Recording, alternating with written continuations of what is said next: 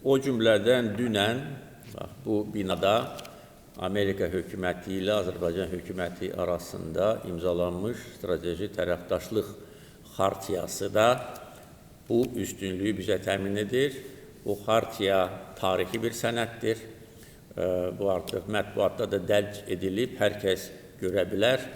Nədən ibarətdir? O cümlədən data mərkəzləri, rəqəmsallaşma, süni intellekt və bu sahədəki Amerika şirkətləri ilə sıx əlaqələrimiz. Yəni, bu da bizim üstünlüyümüzdür.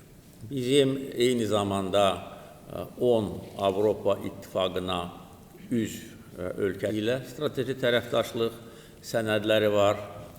Təbii ki, Avropa şirkətləri bu sahədə Amerika şirkətləri ilə rəqabət apara bilməzlər. Onlardan bəlkə ən azı bir nəsil geridədir. Ancaq orada da müəyyən işlər görülür və o ölkələrin şirkətləri ilə də səmərəli əməkdaşlıq təmin edilməlidir. Keçən il isə Çin Xalq Respublikası ilə hərtərəfli strateji tərəfdaşlıq sənədi imzalanmışdır.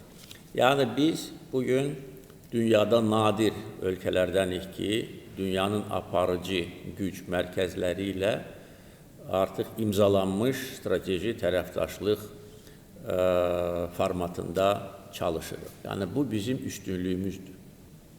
Dünyada bu qədər üstünlüyü olan ikinci ölkə tapıla bilər, çox axtarsaq. Ona görə bundan istifadə etməmək tamamilə qəbul edilməzdir. Bütün bunları nəzərə alaraq artıq bir müddət bu istiqamətdə işlərin vahid koordinasiyası ilə bağlı məsələlər müzakirə edilir. Mənim göstərişimlə bu məsələlər ətrafında fikir mübadiləsi aparılır.